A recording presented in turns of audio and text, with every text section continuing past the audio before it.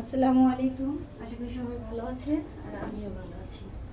আজকে রান্না করব কচুরলতি, কি বলে, হ্যাঁ কচুরলতি।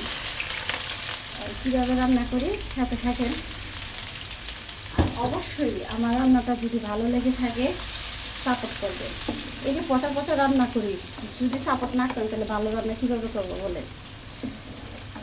আর একটু সাপোর্ট করলে কি হয়, সবাই সবার পাশে থাকে। আমার এই দুটা ছোট একটু সাপোর্ট করলে একটু বড় হোক। পেলেন জানার সময় পেল না, রাস্তার লাগে বাড়ি সব নয় চাইসা করে ভিডিও নিতে। এখন এই যে আদা রসুন বাটা দিয়ে দিব।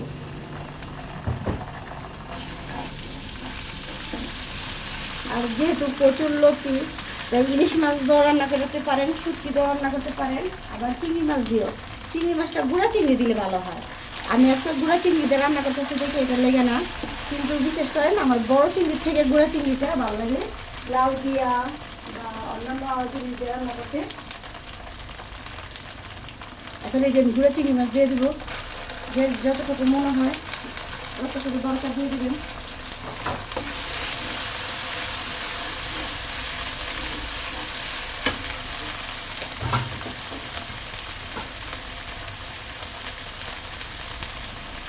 এই যে কাঁচামরিচ দিয়ে দেবেন একটু বেশি করে, যেহেতু মরিচের গুঁড়াটা আমি দিব না, কাঁচামরিচের গুঁড়াটা কাঁচামরিচটা বেশি করে দিয়ে দেবো।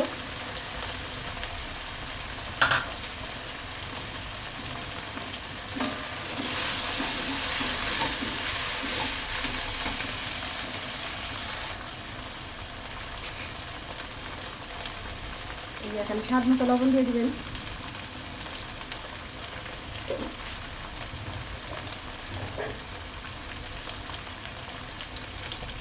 হলুদের পরিমাণটা একটু অল্প দিবেন, যেহেতু আমাদের সবজি সবুজ সবুজ ভালো লাগবে। একটু মরিচের গুঁড়োটা একদম কম, যেহেতু কাঁচামরিচ দিছি। এলে আছে ধনের গুঁড়ো, অল্প পরিমাণ জিরের গুঁড়ো দিয়ে দিব।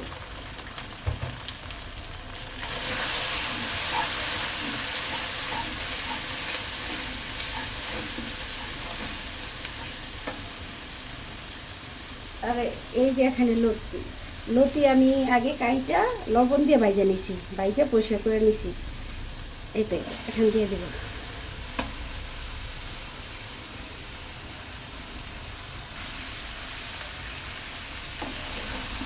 লতিটা মশলার সাথে ভালো করে কষাই দিব।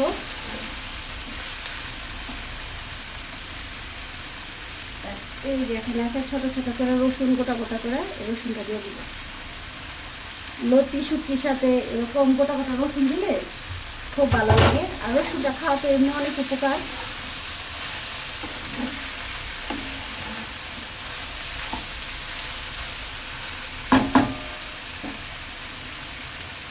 এখন ঢাকনা দিয়ে ডেকে দেব।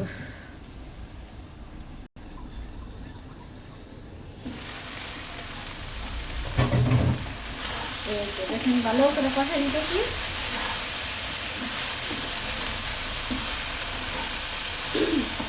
কষানো শেষ, আমি একটু পানি দিয়ে দেবো।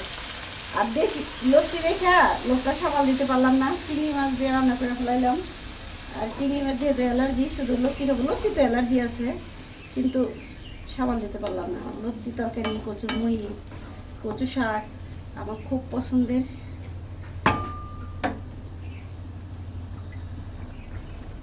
এই যে পানি দিয়ে দিলাম। আর এখানে দিয়ে দিব আমি এই যে লেবু পাতা। আমি বিশেষ করে কোনো মাছে বা কোনো কচু তরকারির মধ্যে, লতি তরকারির মধ্যে আমি দিই। এই যে লেবু পাতাটা দিয়ে দিলাম একটু ঘ্রাণ আসার জন্য। আমার রান্নাটা ফলো করতে পারবেন, এইভাবে রান্না করলে দেখবেন খুব ভালো লাগবে, লতি গলায় ধরবো না।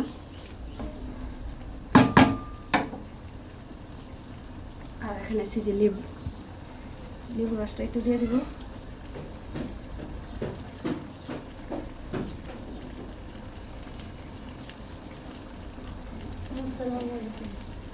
ওয়ালাইকুম আসসালাম। আমার ছেলে আসছে মাদ্রাসা থেকে। এইটা আমি এখন ঢাকনা দিয়ে রেখে দেব।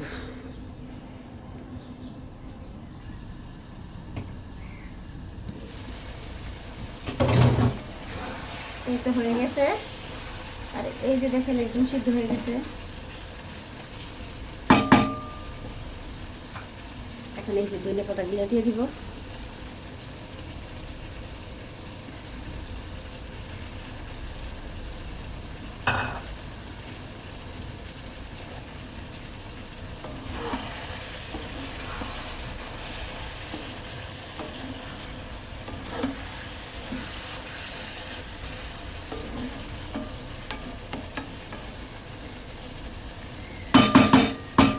একদম আমার রান্নাটা কমপ্লিট। এখানে আছে ভাজা জিরার গুঁড়ো, এই ভাজা জিরার গুঁড়োটা দিয়ে দিব। আমার রান্নাটা কেমন হয়েছে অবশ্যই কমেন্টে জানাবেন। আল্লাহ হাফেজ।